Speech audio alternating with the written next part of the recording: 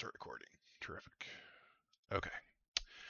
Um, awesome, Clay. I'm glad this is going to be new to you guys. So here we are in Unreal, and I'm just going to go ahead and add in a mannequin. Let me make sure this is actually a good teaching moment. So if you don't have the mannequin in your project, you can add it. It's been a while since I've done it. Here, import content.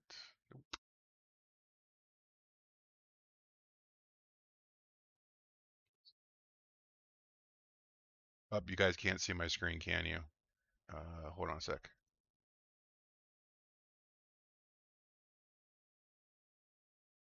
Now you can. Add. Oh, here we go. Add feature or content pack. You guys can see my screen now? Yep, great. Awesome. So Yes. add Yes. feature. Then you go to third person and hit add to project. If you don't see a mannequin in your content, this is how you do it. I'll let that load.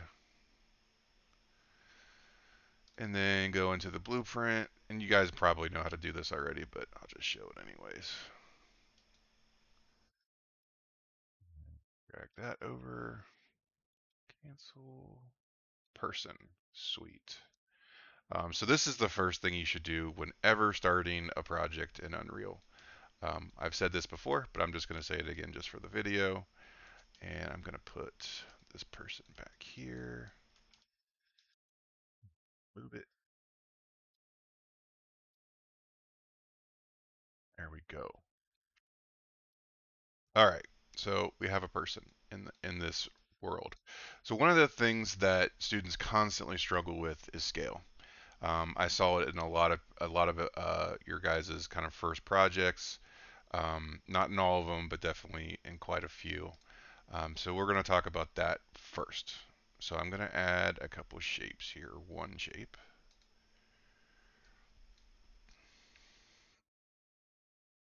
And we're going to put this cube in the world. And I know this is going to sound really stupid and oversimplified, but you would this gets passed over so many times.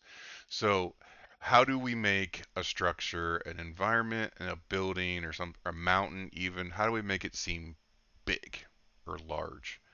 Um, and it's usually, and at least in architecture, it's a principle called dominance.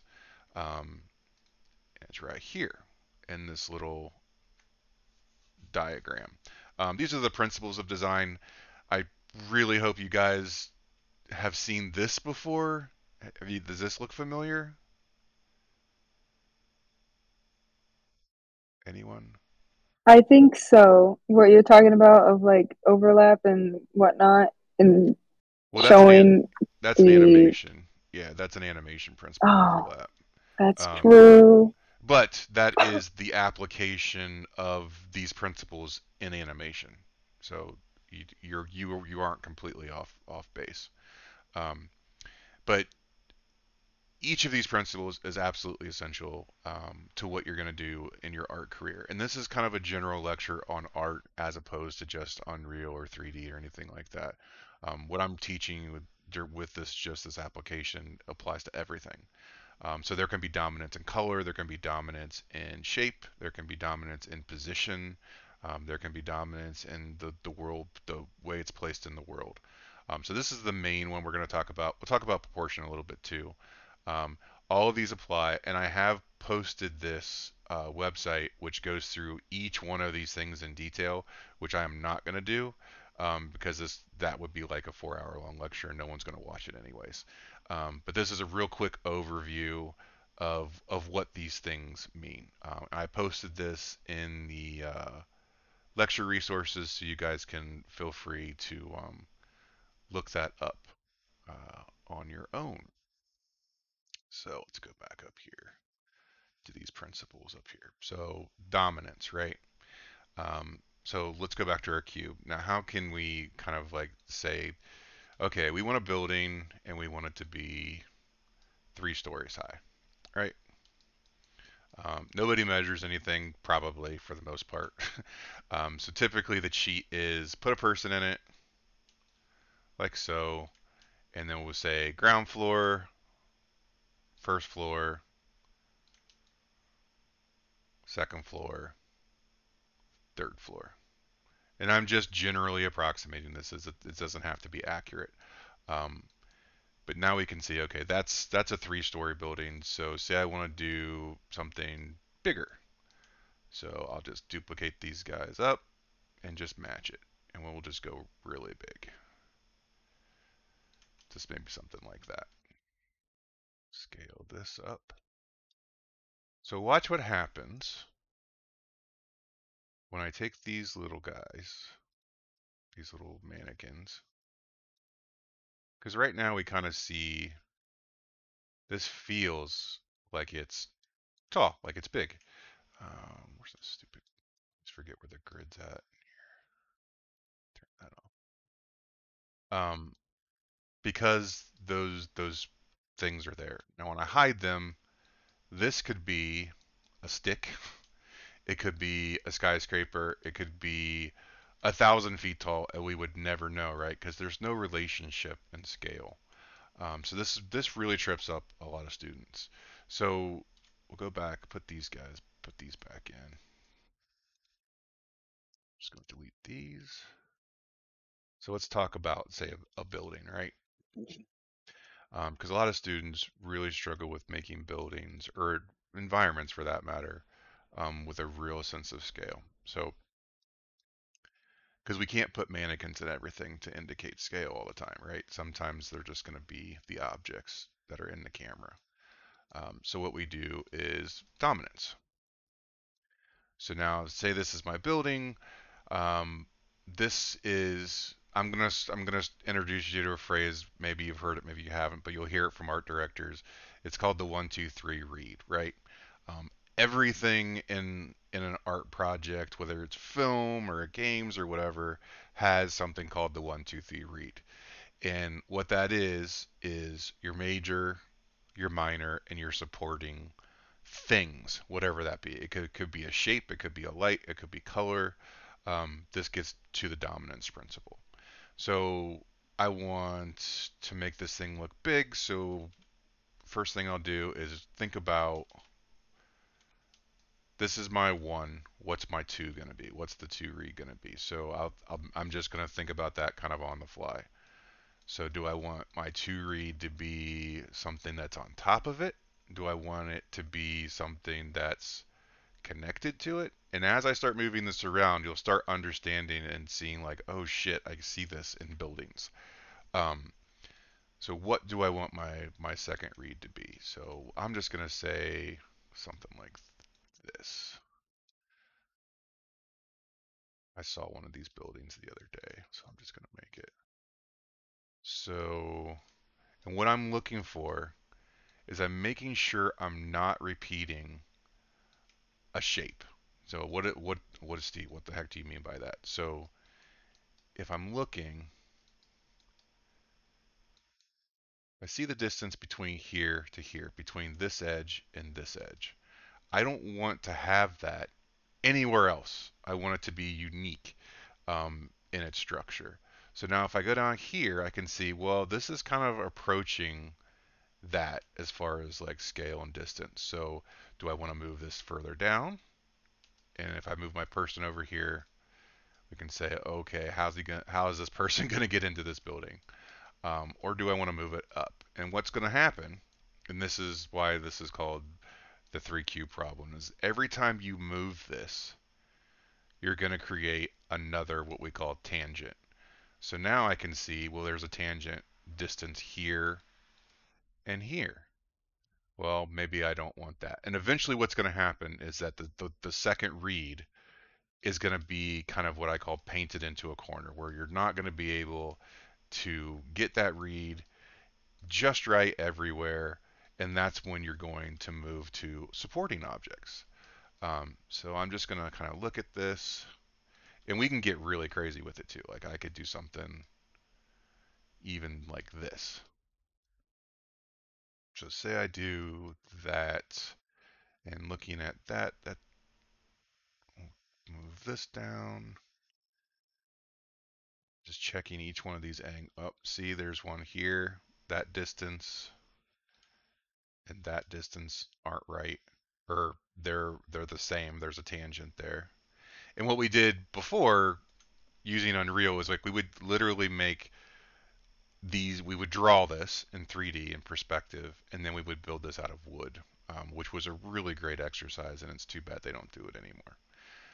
So here's my two read. This is looking right. It's looking good. Um, these two, the width of these is still a little bit too close, so I'm going to go ahead and do this, then move that back in to say maybe the here.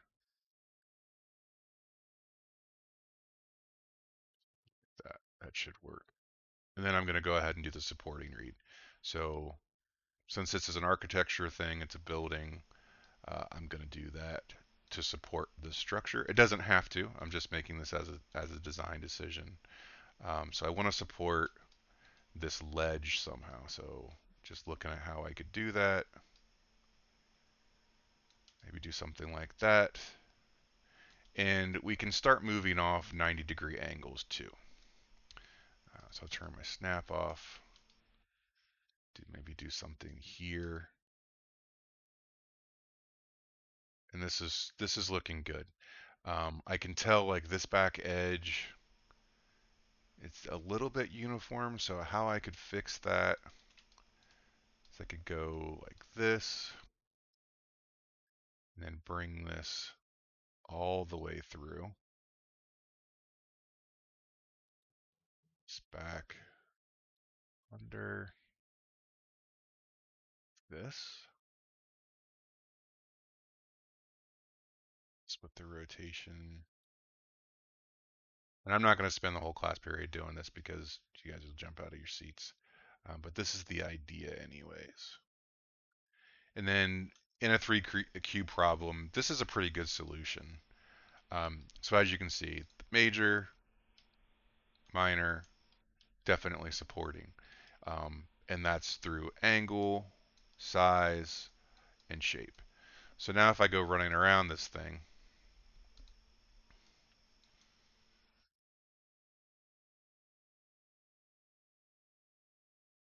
we can start to really get an idea of the architectural space.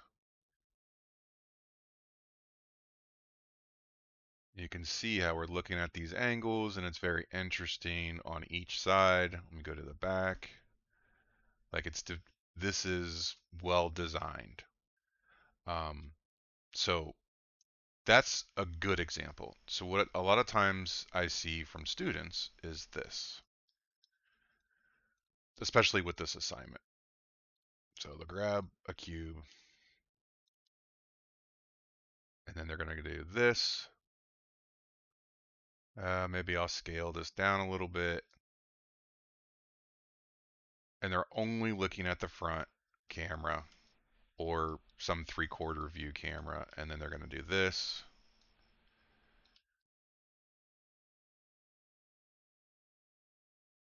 And go, oh, I'm done. There's my 3 cubes. Now, hopefully, you can see the difference between that and that. Um, it's dynamic, boring, and it's all these tangents. Now, that being said, there are exceptions to this rule, obviously. Somebody earlier was talking about brutalism, and brutalism is one of those that this would be kind of acceptable. You can break these design principles. You don't have to always just adhere to them. You just have to know about them so you can break them. Um, a lot of students just go at this willy-nilly. So I wanted to also look at some examples to show you. Uh, I sent this to someone earlier uh, talking about postmodernism, but if we're looking at this, we can see these kind of principles in play, right? Um, Blue is dominant as far as hue shape goes. Verticals and horizontals are absolutely dominant. Most of what we're getting here our 90-degree angles with some roundness. The supporting shapes, if you look at the supporting shapes, those are the ones that are holding the round. And if you look, this is what I was saying kind of in practice. So like if I look at this piece here, if you didn't know what you were doing design wise, you might think, well, this piece could be the same width as that piece, and it wouldn't hold the same dynamism. So if I look at this piece here, it's not the same width as this piece, right? These are contrasting in dominance. So if I go back to these principles, there here's contrast and dominance working together. So these things all work together. They're not an isolated. It's not like you can say, okay, well, I'm going to have dominance in this piece. Oh, right. Hold on one second. Let me share my screen again. Thanks for catching that, whoever. Ohm, thank you for catching that. Let's see. Share your screen. Stop streaming. The whole screen. Okay, so here we're back at the design principles again. What I was saying is that you guys see UE now. You see Unreal, or did it freeze? Yep. Okay, great. Was that dominance doesn't work in isolation. It works in conjunction with all the rest of these things, and contrast as well. So if I go back to these images, can you see a photograph of a building now? Yeah. Okay, great. So what I was saying about uh, a well-designed building is that these widths in each of these elements are different. They're not the same. If this person didn't know what they were doing, they would all be the same. You can see how they're kind of playing with it. They've got this width here on a rounded edge, but they're always using this width to support these as well, right? So we know that these are supporting structures. So what would you guys say is the second read? So like the 1, 2, 3 read. What's the minor factor here? Anybody want to say? You can type it if you don't want to say it out loud.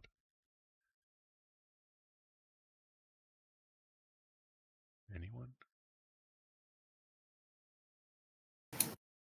I want to say the white part jutting out. It looks like it's jutting out a little bit. Mm-hmm. I could be wrong. This piece How's here. that? Yeah, like the whole yeah. And why do you think that's the second read? Um, I would say because the first one seemed to be like the same. They're not jutting out. They're all like the same. Like the yellow and the blue one, for example, like the tall tower. I don't know how to explain it, but like it looks like they're like directly connected, where that one is jutting out. Correct. You're Um, you're absolutely right. Yeah, okay. you're right. Um, Yeah. so the reason between that, um, it's a bunch of factors. You pointed out the major ones. So if we look at this building in a whole, this width, and this width back here are relatively reading the same width. So we know that that movement or rhythm is seen across these elements, thus making it the dominant object with these supporting elements in here. So other than that dominance, the next kind of biggest eye or thing that draws our eye or supports the rest of the piece is this white piece here, right? That you called out, and through that, through this dominance, then we have contrast because we can see we have contrast in shape, color. Like this is a color rhythm between these, but this is completely different, right? It is the second read, and then the third read would be all these little supporting objects. When you can see the third read gets shared across, so like this is a triangle, but it's using this color, and then this is what creates kind of like a holistic piece of art, or architecture. Does that make sense, or am I completely just speaking an alien language here? Makes sense? Yes. For the most part, yeah, I would say so. Okay. If it doesn't, you agree to stop me and say, "Hey, can you explain that better?" Okay. I'm just gonna keep going with this. So this one's much more difficult, right? Um, it's like, what in the heck would be the dominant read here? Um, well, the dominant read is the repetition of these circles, right? But they're coming together as kind of a whole. Um, the secondary read would be this major verticals that you're getting here, and then the tertiary or third read would be where the windows are. They're supporting the tertiary with color from the light as well. You can see it over here with that light turned off um, in practice. This one's very kind of easy to see. You can see that here's our major. I mean, it even forms a cube this way. Um, the secondary would be this guy, and then the tertiary would be these kind of details that you've gotten here supporting the other two structures. The more you think about this when you're looking at things, you'll just pick this up inherently, and it'll start translating into your artwork. This one, same thing. In this one, we've got another factor kind of at play. It's this unity factor and the balance factor. Proportions also kind of coming into play as well, where we can see this would be the major, right? Obviously it's the wave. Um, this wave here is your secondary read, and then your tertiary supporting read is the foam kind of spraying off. You could almost even argue that there's several different 3-2-1 reads in this, because you've also got the boats in here, which are a dominating factor, because they're helping with this dominance, right? There's a whole theory about subdominance, and I'm not going to get into it because it gets too complicated. Um, but the reason why I'm saying all this stuff is it's going to help you with this project, with the architecture, using these principles. So if we go back here, so design principles, kind of the general idea. So how do I make this building seem like absolutely epic and enormous? Well, all I can do, I could just scale everything, right? I could just go and then move it up. But what you're going to see is this really kind of weird phenomenon that happens. So even though I did this, where's our...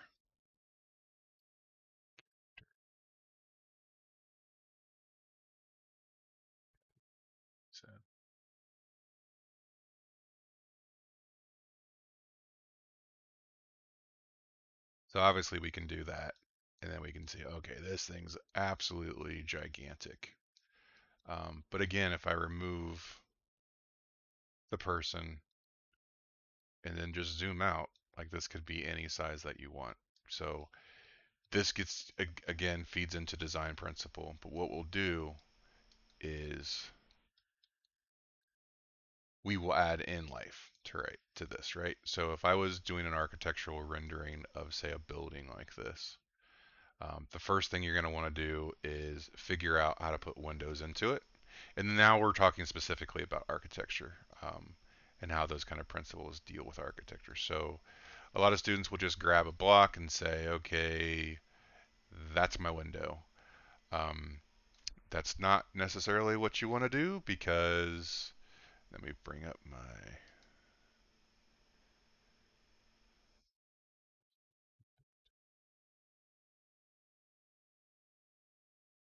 No.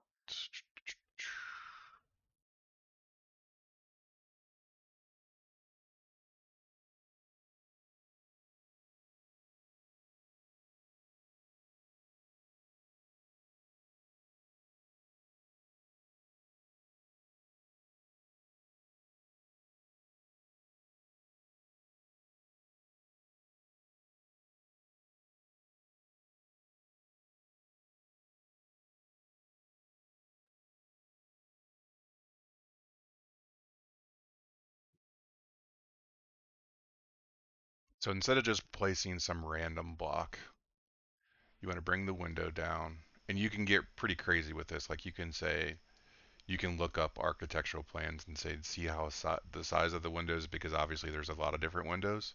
So say I'm making a large kind of like architectural like office building. Well, the windows might do something like this.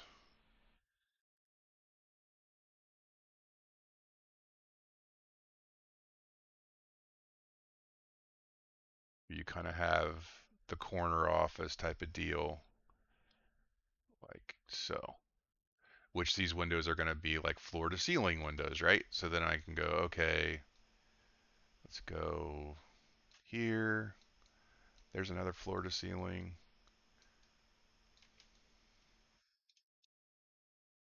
Grab here.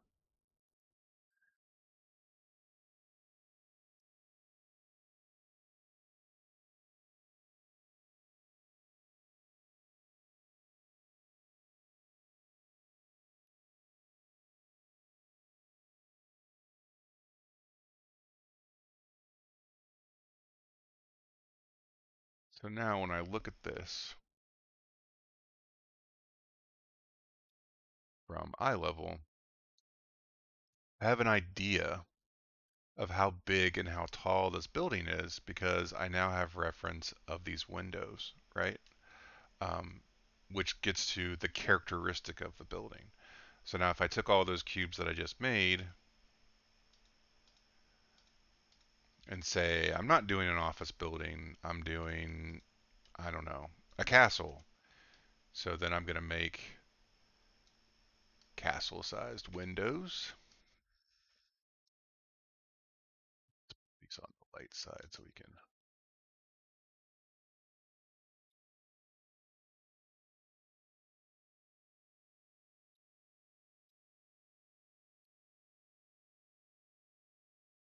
And castles would typically have maybe like 3 to 2.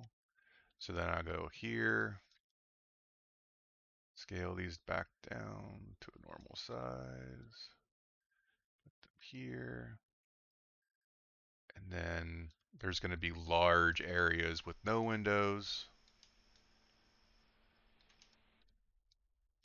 And these will typically kind of go up to the top so you can get fortifications up there. So now if we go back to our person, we move it over.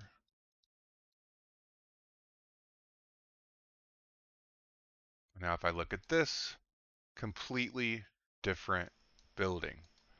Um, because we know these are windows and this could be a prison, it could be a fort, it could be a castle. Um, so going into this architectural project, you want to think about that. All of these things kind of come into consideration. So with this next assignment, your first part of the assignment um, is to block in your environment. When you're blocking that environment in, you want to think about uh, what I'm talking about here. So instead of just throwing a bunch of stuff in and kind of looking at it, you want to critically design your space. And because a lot of you are going to be doing some pretty intricate architecture, you may get kind of lost if you're not thinking about the 3-2-1 the 3-2-1 read over and over and over again. You're going to hear me say that over and over and over again because that's the one thing um, that you're going to kind of hear from me that I hear from my art director or my supervisor, or if I'm supervising a group of people, that's the one thing I'm going to constantly hound on. Because if you can get that 1-2-3 read right, if you can get it correct, everything else will fall into place. And if you get it wrong, and when I say right and wrong, if you're not following the principles, you're going to be lost right from the bat. You're going to go, well, why doesn't this work? And you're not going to know why. It's just going to be a feeling, right? A lot of this stuff kind of comes down to feeling of how these things work together. Um, like a normal person who's not an artist can look at this and go, typically, we look at this and go, oh my gosh, that's a really amazing building. They don't understand the mechanics of it. They don't understand why they're responding that way. But you as artists have to understand how these things are constructed so people can look at them and not know art theory and say that's a pleasing thing, or this is the emotion I'm trying to convey. Um, does that all make sense?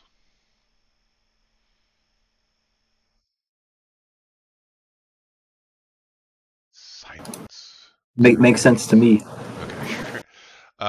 Okay. Well, that's the gist of it. I'm gonna open it up for questions. Feel free. Don't feel that your question is stupid if you don't understand what I'm talking about or if this is new to you.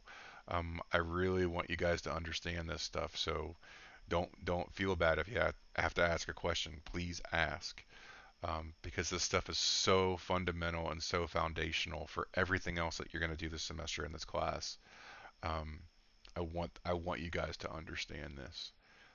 This applies to characters. This applies to everything that you're gonna do in art. Like there's kind of a famous artist I'm sure you guys have seen.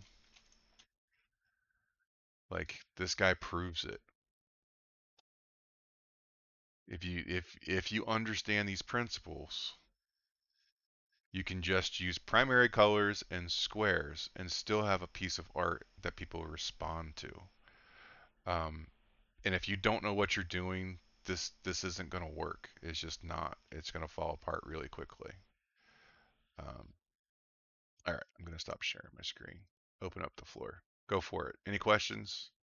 It's okay if there's not, but I definitely want you guys to have the opportunity to ask if there's things that you want to talk about.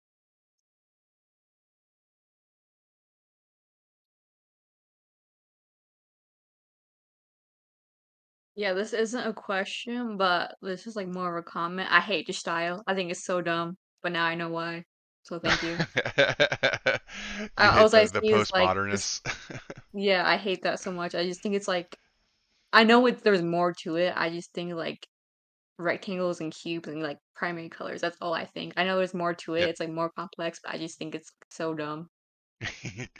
Yes, not everybody responds to this style, but you can appreciate it as an artist, right? Like you could look at this and go, okay, well, I see the 3-2-1 read in everything, in shape and color, placement. Um, it's it's understanding those principles that you can do something like this, or you can do something like this. Same thing, right? Same principles. You can see it everywhere. Once you start looking for it, you can really see it everywhere. And then you can kind of start playing. Oh, I'm not sharing my screen. Or am I screen? You see? Can you guys see my screen? Yes. Yes, yeah. Okay, Yeah. great. Um, so it applies to something as big as this. And I mean, let's. I don't know. If you guys have seen this. What's it called? Character silhouette.